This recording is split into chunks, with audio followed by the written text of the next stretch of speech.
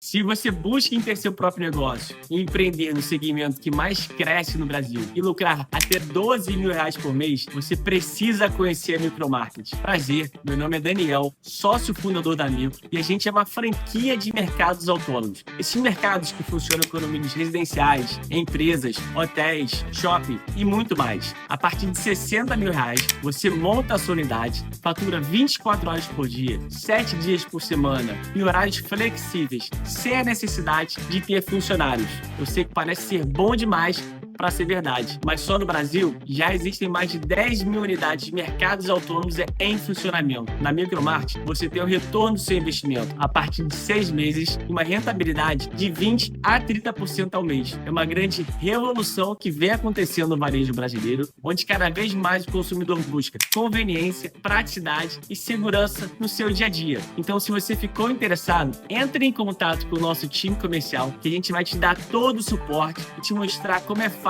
empreender com a Micromarket. Eu espero vocês. Forte abraço.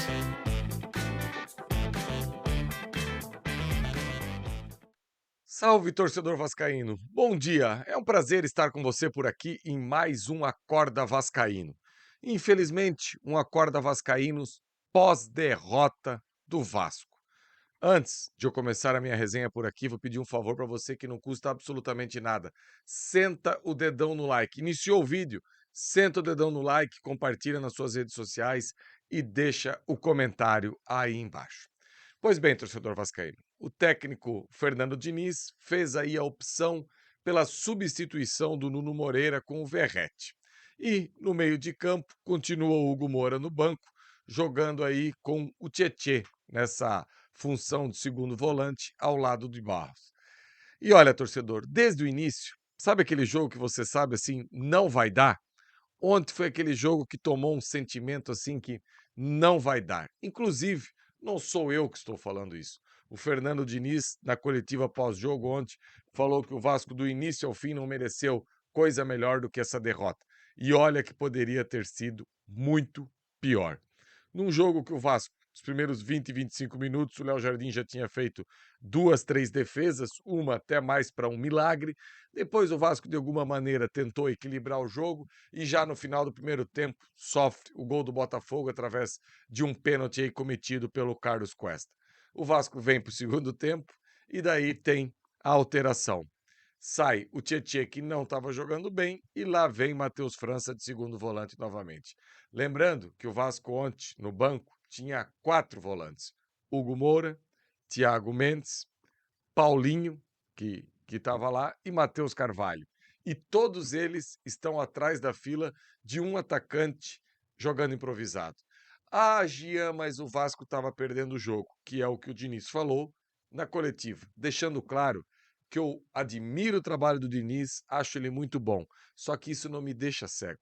Eu fico muito tranquilo para criticar e pontuar aquilo que eu acho errado. E eu acho um completo absurdo você colocar um atacante que na base era um meio atacante, pode jogar de falso 9, pode jogar de beirada, de volante, pelo segundo jogo consecutivo, sendo que você tem 4 jogadores da posição no banco de reservas. O Hugo Moura era titular até esses dias ao lado do Barros. O Thiago Mendes veio com uma expectativa gigantesca e não joga.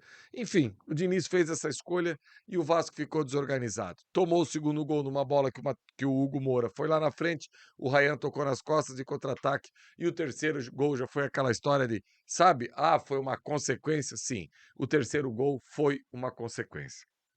O que me chamou a atenção ontem no Diniz, na coletiva, foi ele começar a nominar falhas que houve durante o jogo. Por exemplo, falou da falha do Piton, falou da falha do Hugo Moura que passou da linha da bola e falou que existe um Vasco desorganizado, tanto na partida contra o São Paulo como na partida de ontem contra o Botafogo. Só que o que mais me espanta é que essa desorganização foi promovida por ele mesmo, o Fernando Diniz, com essas alterações que não dão padrão à equipe do Vasco, deixa a equipe do Vasco completamente sendo uma presa fácil, Teve um determinado momento ontem que eu estava torcendo literalmente para acabar o jogo. Eu não via a hora de acabar o jogo, mesmo com 3-0, porque o Vasco estava nas cordas, completamente perdido. E a leitura que precisa ser feita agora é a seguinte, torcedor vascaíno: faltam 6 jogos para terminar aí o campeonato para o Vasco. Eu acredito que a vaga, esse G7 de Libertadores, está muito difícil. Não vai ser fácil o Vasco alcançar essa marca, essa pontuação. Talvez teria que dar uma arrancada de vencer pelo menos 5 desses jogos, sendo que a gente tem partidas difíceis. Tem um Grêmio na Arena do Grêmio, tem o Galo na última rodada fora de casa. Enfim, não é algo tranquilo essa sequência que o Vasco tem daqui para frente. Dá. A gente teve uma sequência há pouco tempo atrás aí que todo mundo pensou que o Vasco não ia somar ponto nenhum, e o Vasco passou por ela somando 7 pontos. Inclusive, eu sou um defensor disso e falo aqui que o Fernando Diniz é aquele treinador que ele pode buscar pontos em partida que você acha que aquilo não é possível. O trabalho dele, quando encaixa, é bom e ele consegue. Só que eu percebo que, nesse momento, talvez seja a maior oscilação do Diniz no comando do Vasco. Nem lá atrás, quando o Vasco estava demorando inúmeras vezes para ganhar jogos, eu estava tão preocupado como eu estou agora. Mas, Jean, por que você está preocupado? Porque o Fernando Diniz dá sinais que a sua convicção hoje atrapalha a equipe do Vasco. O Tietchan não pode ser titular na equipe do Vasco. O Verratti não pode ser titular na equipe do Vasco. O Matheus França não pode ser a primeira opção para jogar de volante na equipe do Vasco quando o Vasco precisa ser ofensivo. Enfim, é um quebra-cabeça que fica completamente sem encaixe. O Fernando Diniz precisa entender o cenário e o que todo treinador no mundo quer é achar uma equipe que dê o encaixe. E olha que esse encaixe às vezes é fruto do trabalho do treinador que corre atrás, que luta, que chama seus auxiliares, que filma jogos, que tudo isso. E tem encaixe que acontece meio que naturalmente. E a equipe do Vasco deu o encaixe do meio para frente e todo torcedor sabe qual é o encaixe do Vasco. Hugo Moura, Barros, Coutinho, Andrés Gomes, Rayan e Nuno Moreira. E uma pena que o Diniz, nesses últimos jogos, insistiu tanto com jogadores que, infelizmente, não produziram, não foi legal, e ele admite a desorganização. E admitiu que ontem o Vasco não foi bem. Agora, torcedor, tem a partida contra o Juventude no próximo sábado em São Januário. A vitória é inegociável. 45 pontos, uma data FIFA no meio do caminho e começar a preparar essa equipe para o dia 11 para o dia 14.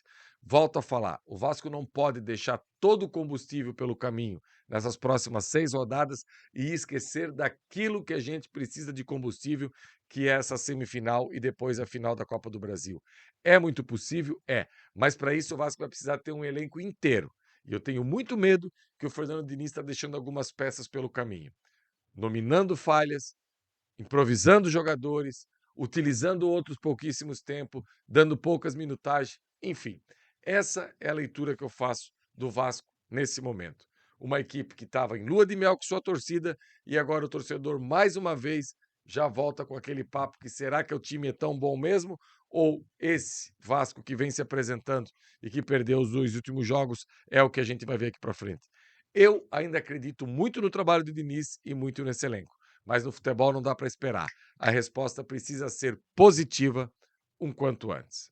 Gostou dessa resenha hoje, torcedor? Mais uma vez, senta o dedão no like, deixa o seu comentário, deixa qual é a sua escalação. Eu estou curioso para saber qual é a sua escalação. Será que você prefere ainda o Verratti? Qual é a melhor dupla de volantes? Deixa aí embaixo que eu vou fazer a leitura de todos os comentários. Vocês podem ter certeza disso. Daqui a pouco, chega aqui com vocês Emerson Rocha, trazendo aí o rescaldo dessa derrota de ontem à noite para o Botafogo no Engenhão. Aliás, eu quero fazer um parênteses aqui. Que baita pergunta do Sérgio Quindi ontem à noite na coletiva, elogiado pelo Diniz. Quindi, a gente vai estar junto hoje à tarde no Tabela. Parabéns, um cara que começou no jornalismo aí há pouco tempo e hoje já está sabendo se posicionar, fazendo perguntas seguras, perguntas firmes. E ele fez uma pergunta induzindo ao Diniz que o trabalho do Diniz não foi bom nesses últimos 2 jogos. E o Diniz concordou com ele, então isso só deixa claro o quanto está evoluindo aí o Sérgio Quindi e a gente espera que essa evolução seja cada vez mais contínua. Beleza, torcedor? Daqui a pouco o Emerson Rocha com o BDG, eu e o Quindi a partir das 17h30, 17h40 no Tabela e à noite, Flávio Dias no News. Tamo junto, galera. Um abraço.